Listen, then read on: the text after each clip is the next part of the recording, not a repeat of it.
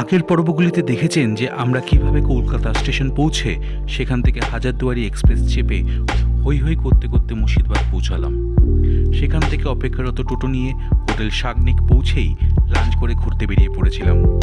আর সঙ্গে দেখে নিলাম খোশবাগ, কাটরা মসজিদ, জাহানকোষা কামান আর অতি অবশ্যই মতিঝিল লেক। আজ আমরা দ্বিতীয় দিনের গল্প নিয়ে হাজির হলাম আপনাদের কাছে।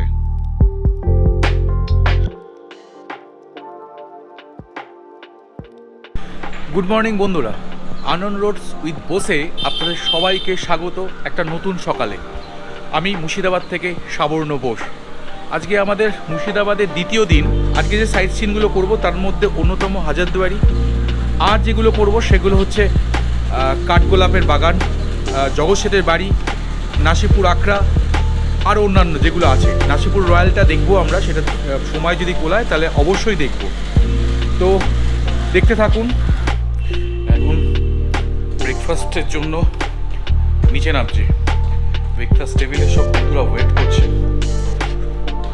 আমার একটু দেরি হয়ে গেছে আজকে, এডিটিংয়ে কিছু পার্ট ছিল সেগুলো করতে গিয়ে দেরি হয়ে গেলো। সাংঘাতিক ব্যাপার। কি খাবো, ব্রেড অমলেট না কচুরি? কচুরিটা কেমন হয়েছে? কি ডাল খাই কিন্তু ঋষির লেভেলে নয়। লুচি আর সবজি ব্রেকফাস্ট আজকে। এখন 10:08 বাজে। ব্রেকফাস্ট কমপ্লিট করলাম আর এখন বেরোবার সময়। কাল সকাল থেকে যারা আমাদের ঘোরাচ্ছে এই পুরো মুর্শিদাবাদ চত্বর এবং আনাচে কানাচে যেখানে আমরা জানি না নিয়ে যাচ্ছে, তারা হচ্ছেন এরা আমাদেরকে স্টেশন থেকে টোটো করে নিয়ে এসছেন এবং আমাদের হোটেলে ড্রপ করে তারপরে যাবতীয় দায়িত্ব ওনাদের হাতে। আমরা কিছুই করিনি, শুধুই জাস্ট টোটোয় চেপেছি আর ওনারা আমাদের দেখিয়েছে। খুব সুন্দরভাবে দেখাচ্ছেন এনারা। পার ডে কীরকম ভাড়া এখানে টোটো? পার ডে এখানে 600 টাকা করে টোটো ভাড়া। মানে আপনি সারাদিন একটা টোটো বুক করবেন, সারাদিন আপনি সন্ধ্যে 7টা-8টা অবধি। সত্যি আমরা কালকে রাত্রিবেলা ঘুরেছি, আমাদের কোনো ডিস্টারবেন্সও হয়নি কিছু, যতক্ষণ অবধি আমরা কালকে 6:30-7টার সময় আমরা ফিরেছি। মানে মতিঝিল লেকে ছিলাম, ওখানে অনেকটা টাইম স্পেন্ড করেছি। তো অতএব আপনাদের কোনো অসুবিধা হবে না, আপনারা চাইলে এদের সঙ্গে কন্ট্যাক্ট করে নিতে পারেন। খুব ভালো লোক এরা, আপনাকে সুন্দরভাবে ঘোরাবে। হ্যাঁ, কল বন্ধ করেছিস? কল বন্ধ, মেন কল বন্ধ হয়ে গেছে। ও এখন ম্যাপে তোকে দিয়ে দিলাম কিন্তু টাকা। হ্যাঁ, আমিও দিয়ে দিয়েছি।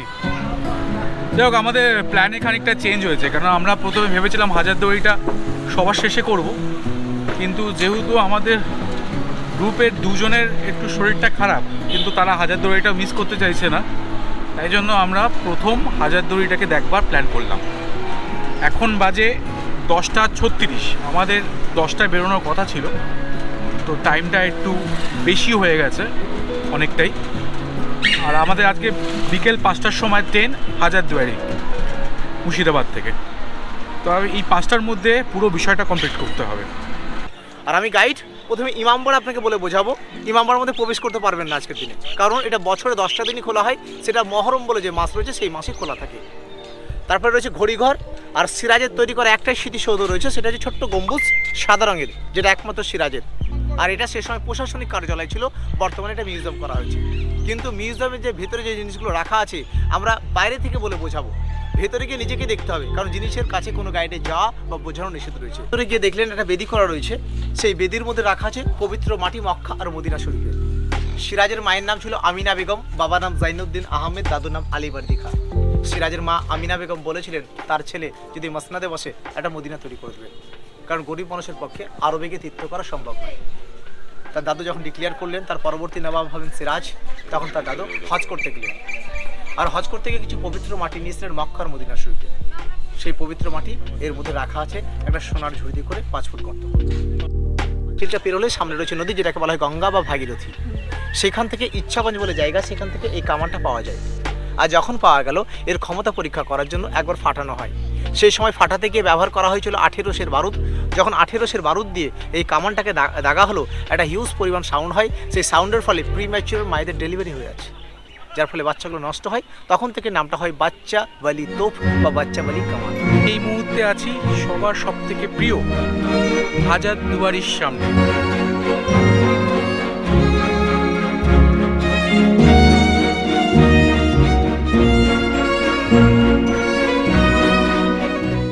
এই হাজারদুয়ারিটা অনেকেই ভেবে থাকেন যে এটা সিরাজদৌল্লার বাড়ি। বেসিক্যালি এটা সিরাজদৌল্লার বাড়ি নয়, এটা সিরাজদৌল্লার মৃত্যুর বহু বছর বাদে এই বাড়ি নির্মাণ হয়েছে। এইটা নির্মাণ হয়েছে 1829 সালে এবং এটা শেষ হয়েছে 1837 সালে। প্রায় 8-9 বছর লেগেছে এই বাড়িটা তৈরি করতে, এবং এই বাড়িটা তৈরি করতে যা খরচা হয়েছে সেটা হচ্ছে 16.5 লক্ষ মুদ্রা। এখন এই মুদ্রাটা গোল্ড কিনা বা সিলভার কিনা সেটা ইতিহাসের কোথাও লেখা নেই। আর ঠিক এই হাজারদুয়ারির ঠিক অপোজিটে আছে হচ্ছে ইমামবাড়া। এখন এইটার 1847 সালে এই ইমামবাড়াটা তৈরি হয় 7 মাসের মধ্যে, এবং 6.5 লক্ষ মুদ্রা। সেই মুদ্রা গোল্ড কি সিলভার সেটা আমরা জানি না, অতএব যেহেতু জানি না বলে সেটা আপনাদের বলতে চাইছি না। আর এই ইমামবাড়াটা তৈরি করেছেন নবীম ফিরাজুনজান। 207 মিটার মনে হয় দৈর্ঘ্য এটা, কিন্তু একমাত্র মহরমের সময় এই 7 দিন এটা খোলা থাকে আর বাদবাকি দিন বন্ধ। তবে এইটা বলতে পারি যে দুটোরই ভাস্কর্য অপূর্ব, আপনি এখানে এসে সময় কাটাতে পারেন। আর সিরাজদৌল্লার কিন্তু বাড়ি হচ্ছে হিরাজুল প্যালেস, সেটা নদীর ওপারে। আর এই সমগ্র ইতিহাসের সাক্ষী হচ্ছে এই সেই ভাগীরথী নদী, একদম হাজারদুয়ারির পাশে, একদম হাজারদুয়ারির গায়ে সেই ভাগীরথী নদী। এই হাজারদুয়ারি আসলে পরে আপনি নবাব আমলের প্রায় 26,000 অস্ত্রশস্ত্র দেখতে পারবেন। এছাড়া দেখতে পারবেন হচ্ছে আপনি এখানে সিরাজদৌল্লাকে যে ছুরি দিয়ে হত্যা করেছিল সেই ছুরিটা, এবং মৃত্যুর পরে যে কুড়ুল দিয়ে ওকে খণ্ড খণ্ড করা হয়েছিল সেই কুড়ুলও এর ভেতরে রয়েছে। তবে সেখানে কিন্তু লেখা আছে যে কথিত কথা, মানে শোনা কথা অনুযায়ী সেটা লেখা আছে, কারণ ইতিহাস বইতে এক এক জায়গায় এক এক রকম লেখা। 30 টাকা এন্ট্রি ফি এখানে, আর গাইডের খরচা হচ্ছে 350। এখানকার কমিটি থেকে এই মূল্য নির্ধারণ করেছে। আপনারা চাইলে গাইড নিতে পারেন, তবে গাইড নিলে একটু সুবিধা হবে যে আপনি পুরো বিষয়টা জানতে পারবেন। আমাদের হাজারদুয়ারি দেখতে অনেকটা 1.5-2 ঘন্টা টাইম চলে গেছে, এখন প্রায় 1টা বাজতে চললো। আর এই মুহূর্তে আমরা যাচ্ছি হচ্ছে গিয়ে কাঠগোলাপ বাগানটা। খুব মানে খুব জনপ্রিয় একটা জায়গা এই মুর্শিদাবাদে, অনেকগুলো জনপ্রিয় জায়গার মধ্যে ওটাও একটা আর কি, এরম বললে খুব ভালো হয়।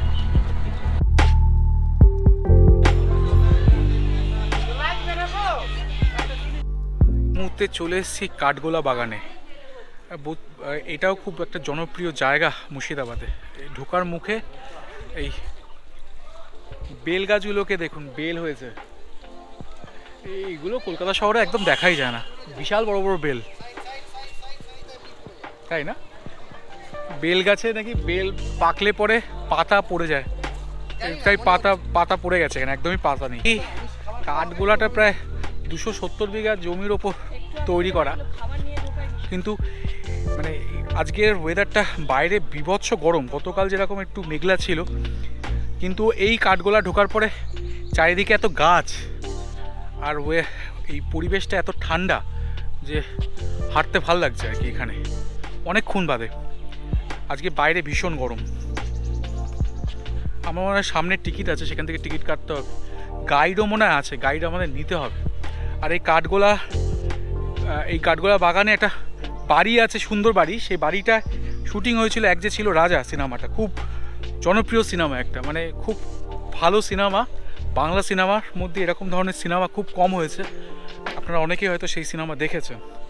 আজ সেই সিনেমা যেখানে তৈরি হয়েছে সেখানে আমরা যে সময় মুর্শিদাবাদ ভ্রমণে গিয়েছিলাম সেই সময় রমজান মাস চলছিল, তাই তুলনামূলকভাবে অন্যান্য দিনের তুলনায় ভিড়টা অনেক কম ছিল।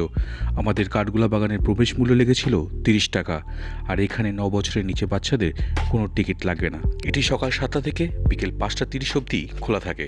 এসে এখানে একটা গাইড নিয়ে নিলাম, পবন কুমার দাস।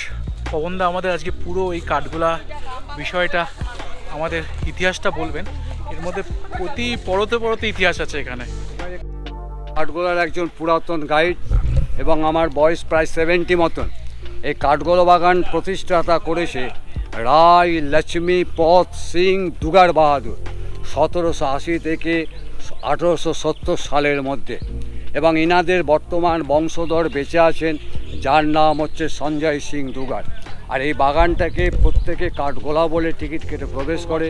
নামটা কাঠগোলা না, নামটা ছিল কাঠগোলাপের বাগান বাড়ি, কিন্তু বর্তমানে সেই কাঠগোলাপের চাষ হয় না, যার জন্য এখন যিনি জেনারেশন বেঁচে আছেন তিনি নাম রেখেছেন কাঠগোলার বাগান। বর্তমান মালিক থাকেন কলকাতা ভবানীপুরে। এই যে 30 টাকা টিকিট কাটলেন, কেটে যে প্রবেশ করলেন, এই টাকাটা মালিক পক্ষ পাবে। আমরা গাইড করে যেটা বুঝিয়ে দিই যে পরিশ্রমটা দর্শকের কাছে পায়, সেটা আমাদের পারিশ্রমিক স্বরূপ মাইনা হিসেবে আমরা গ্রহণ করি। প্রপার ট্যাক্স খাজনা দিচ্ছে 2,70,000 টাকা ইয়ারলি, প্লাস মেনটেন্যান্স হচ্ছে নাইনা করে। এখন মালিকের প্রতিদিন খরচা 40,000 রুপিস পার ডে, যা লোক কাজ করছে। এই টাকাতে কত এই ওঠে? টাকাটার থেকে 30 টাকা মালিক কত পায় পার ডে, উঠে কত? শুনুন, এখন রোজার টাইমটা এখন লোক কম, তাহলে মোটামুটি অন্য সময় অন্য সময় হলে আপনার 10,000 12,000 লোক ঢুকে। ওরে সব। এই তো রোজার সময় আসবেন, মিনিমাম 18,000 লোক হবে আমাদের আইডিয়া। এটা খুব ভালো করে দেখুন, এটা হচ্ছে বাংলার সর্বপ্রথম একটা গুপ্ত রাস্তা। এই রাস্তাটা মাটির তল দিয়ে কানেক্টেড করা হয়েছিল 1793 সালে বাংলার শ্রেষ্ঠ ধনকুবের জগৎ শেঠের পুরাতন বাড়ির সময়। এখানে তো জল আছে, তাই না? নিশ্চয়ই তো আপনাদের সন্দেহ হবে যে জল থাকলে আপনি উইদাউট অক্সিজেন ব্যাধে 1 কিলোমিটার রাস্তা 200 বছর আগে যাবেন কী করে? এই জলটা কিন্তু ছিল না। এই জলটা ধনকুবের জগৎ শেঠের আসল বাড়ি 1847 সালে গঙ্গায় ভেঙে যাওয়ার পর এই জলটা ডাইরেক্ট কানেক্টেড এখন গঙ্গার সঙ্গে। তার এখন যে জগৎ শেঠের বাড়ি আপনারা দেখবেন, মনে রাখবেন এটা তার নকল বাড়ি। আসল বাড়ি জগৎ শেঠ বা সিরাজের নেই। সিরাজের যেহেতু কোনো জেনারেশন নেই, তার কোনো কীর্তি বর্তমানে মুর্শিদাবাদে নেই। যা কিছু দেখবেন সিরাজদৌল্লা মৃত্যুর পর। এটা হচ্ছে যে হাজারদুয়ারি দেখবেন, তার থেকে 64 বছর আগেকার বিল্ডিং। মনে রাখবেন, বাংলার ইতিহাসে সর্বপ্রথম মিউজিয়াম হচ্ছে এইটি আপনার। আর প্রত্যেকটা বিল্ডিংয়ের গায়ে যে দাগ, মানে কারুকার্যগুলি দেখছেন, এগুলিকে বলা হয় গ্রিকো রোমান স্টাইলের নকশা। চুন সুরকির উপর চুন বালিকে প্লাস্টার করে নরুন দিয়ে কেটে কেটে তৈরি। আর প্রত্যেকটা দেয়ালের উপর দেখুন 3টে করে মেয়েদের মূর্তি দেওয়া আছে, দেখেছেন? এটা হচ্ছে queen of Victoria, queen of Elizabeth, first lady of England, তাদের, কারণ এটা ব্রিটিশ আমলে তৈরি, তাদের সৌজন্যে এই মূর্তিগুলিকে রাখা। আর এগুলো হচ্ছে পাশা খেলার বোর্ড প্লাস সুরা পান করা। প্রত্যেকটা চেয়ার লক্ষ্য রাখবেন স্টেডিয়াম কোম্পানি কাস্ট আয়রন। এই চেয়ারকে আপনি যতদিন ইচ্ছা বাইরে ফেলে রাখুন, এর কোনো মোর্চা নেই।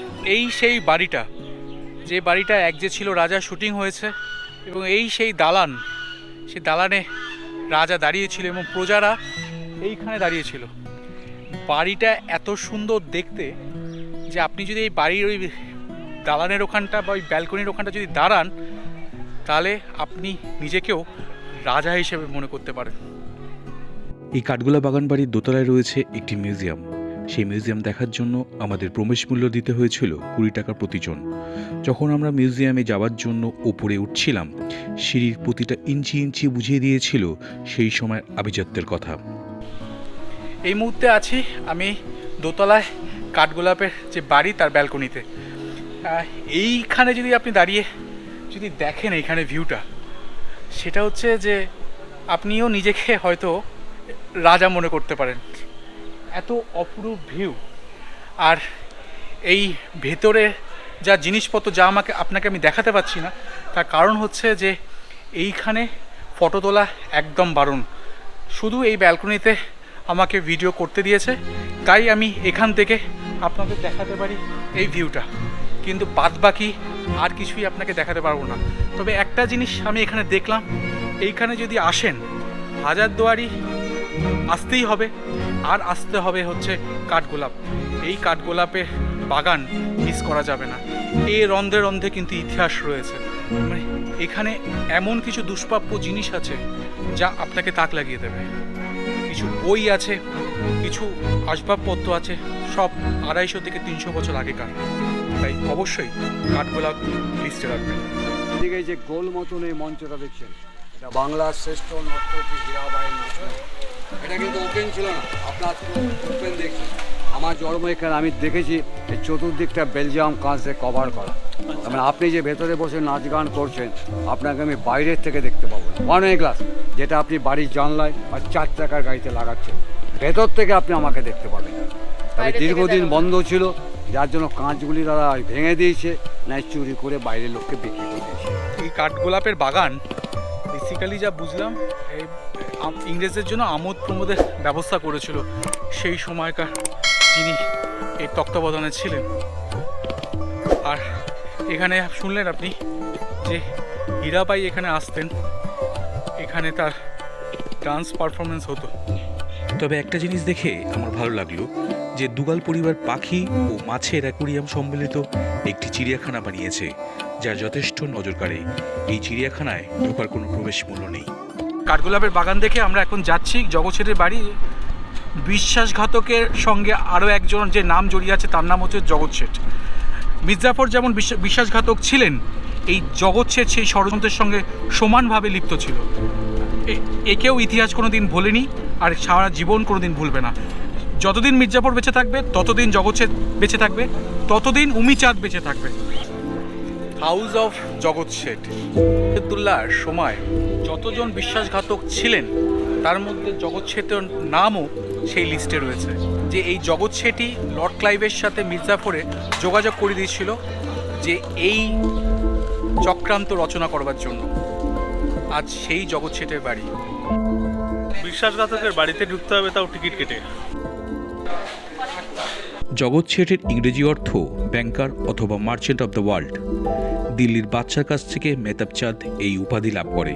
শোনা যায় তার আর্থিক প্রতিপত্তি এমন জায়গায় পৌঁছে গেছিল যে গদিতে 10 কোটি টাকার কারবার পর্যন্ত চলত সেই সময়। এও শোনা যায় যে ইংরেজদের সাফাই গাইতে গিয়ে জগৎ শেঠ সিরাজের কাছে অপমানিত হয় এবং সিরাজ নাকি ভরা সভায় একটি চর মারেন। তারপরেই জগৎ শেঠ সামিল হয় সিরাজ বিরোধী ষড়যন্ত্রে। মির্জাফরের নাম বিশ্বাসঘাতক হিসেবে পরিচিত, কিন্তু এই চক্রান্তে শুধু মির্জাফর ছিলেন না, ছিলেন জগৎ শেঠ, উমিচাঁদ, কৃষ্ণবল্লভ। এর সঙ্গে আরও অসংখ্য লোক ছিল এবং একটা বিশাল ষড়যন্ত্র তৈরি হয়েছিল। আজ সেই ষড়যন্ত্রে যারা যারা জড়িত ছিল তাদের মধ্যে একজন বিশ্বাসঘাতকের বাড়িতে আমরা এসেছি। তার নাম হচ্ছে জগৎ শেঠ। জগৎ শেঠ মুসলিম ছিল না, জগৎ শেঠ হিন্দু ছিল। কারণ এই কথাটা এই কারণে বলছে যে প্রচুর মানুষ এখনও, মানে কিছুদিন আগে পর্যন্ত একজনের সঙ্গে কথা হচ্ছিল যে তিনি বলছিলেন যে মুসলমানরা বিশ্বাসঘাতকতা করেছে, কিন্তু তা নয়। এখানে ধর্ম আসার কোনো প্রয়োজনীয়তা নেই। এখানে কিছু মানুষ যারা মুসলিম, যারা হিন্দু, সবাই মিলে একসঙ্গে একত্রিত হয়ে এই বিশ্বাসঘাতকতার কাজ করেছেন। আর সেই বিশ্বাসঘাতকতার হিসাবে ভারতবর্ষ 200 বছর পরাধীন ছিল এবং আমাদের ধন সম্পদ সমস্ত লুট করে নিয়ে যায় তারা, এবং আমরা এই অবস্থায় এখন রয়েছি। হয়তো এর থেকে অনেকটা ভালো জায়গা থাকতে পারতাম যদি সেদিনকে সিরাজদৌল্লার বিরুদ্ধে এরা ষড়যন্ত্র না করতো, সেদিনকে সিরাজদৌল্লা জিততো, আর সেই দিনকে আমরা আর পরাধীন থাকতাম না। হয়তো নতুন জগৎ আমরা দেখতাম ভারতবর্ষে। সেটা দেখা হলো না, এখন সেটা ইতিহাসে চলে গেল। আপনারা আসলে এই ইতিহাসটাকে দেখবার জন্য কাছ থেকে অবশ্যই জগৎ শেঠের বাড়ি আপনাকে আসতেই হবে। আমরা এখানে কোনো ইতিহাস খুঁজতে আসিনি, তা না হলে আমাদের 100 ভিডিও কম পড়তো, কারণ মুর্শিদাবাদের রন্ধ্রে রন্ধ্রে ইতিহাস জড়িয়ে আছে। আমরা শুধু চেষ্টা করেছি পর্যটকদের দৃষ্টিকোণ থেকে ইতিহাসটাকে দেখার। তবে একটা জিনিস, যারা যারা সিরাজকে হত্যা করার ষড়যন্ত্রে লিপ্ত ছিল, ইতিহাস কিন্তু তাদের ক্ষমা করেনি, কারণ তাদের প্রত্যেকে কিন্তু স্বাভাবিক মৃত্যু হয়নি। তাই আজও ইতিহাসের দগ্ধঘা নিয়ে মুর্শিদাবাদ মাথা উঁচু করে দাঁড়িয়ে আছে। এখন বাজে 3:30 আর আমরা এখন চলে এসেছি হচ্ছে গিয়ে হোটেলে ডাইনিংয়ে চলে এসেছি খাবারের জন্য। আমাদের আজকে 5:15 সময় ট্রেন, হাজারদুয়ারি এক্সপ্রেস। তাই আমরা আর বেশি ঘুরলাম না এবং খাওয়া দাওয়া করেই আজকে এখান থেকে বেরিয়ে যাব। আজকে দুপুরের মেনু হচ্ছে এই একটা পটলের সবজি দিয়েছে এটা, আর এটা একটা পাঁচমিশালি সবজি, ডাল, ভাত, আর কালকে মাটনটা একটু ভালো হয়েছিল তাই আজকে দুপুরবেলা আমরা মাটন নিয়েছি। এই খেয়ে এই হচ্ছে মাটন। আজকে আমরা এইটা খেয়েই আজকে মুর্শিদাবাদের চ্যাপ্টার আমরা ক্লোজ করব। শেষ বললেই কি শেষ হয়? হ্যাঁ, শেষ বললেই শেষ হয় না। মুর্শিদাবাদ মনে হয় আমাদের পিছন ছাড়বে না, আমাদের মনে হচ্ছে আরও একবার আসতে হবে। আমরা সেদিন লাঞ্চ করেই বেরিয়ে পড়েছিলাম বাড়ির উদ্দেশ্যে। আমাদের হাজারদুয়ারি এক্সপ্রেস মুর্শিদাবাদে ঢোকার টাইম ছিল বিকেল 5:21। আমাদের এই ট্রেনের এসি কম্পার্টমেন্টের টিকিট আগে থেকেই বুক করা ছিল, তাই গিয়ে টিকিট কাটার চাপটা ছিল না। তবে আপনারা যারা দিনের দিন মুর্শিদাবাদ ঘুরে আসতে চাইবেন তাদের জন্য এই ট্রেন ভীষণ মূল্যবান। তবে একটা জিনিস সবশেষে যা বুঝলাম তা হলো মুর্শিদাবাদে এসে আপনারা গাইডের কথা পুরোপুরি বিশ্বাস করবেন না, কারণ গাইডের বহু কথায় অসঙ্গতি পাওয়া গেছে। আমার বিশ্বাস আগামী দিনে পর্যটন দপ্তর নিশ্চয়ই এইসব দিকে নজর দেবে। শুধু এখানেই শেষ নয়, নবাব সিরাজউদ্দৌলা স্মৃতি সুরক্ষা ট্রাস্ট নামে একটি সংগঠন, তারা লড়ছে সিরাজউদ্দৌলার হিরাজুল প্যালেসকে রক্ষা করার তাগিদে। তারা একটি স্মৃতিসৌধ বানিয়েছে হিরাজুল প্যালেসের জমিতে। এই লড়াইয়ের অন্যতম নেত্রী গবেষক সমর্পিতা দত্ত, ওনাকে কুর্নিশ এবং শুভেচ্ছা এই লড়াই চালিয়ে যাওয়ার জন্য।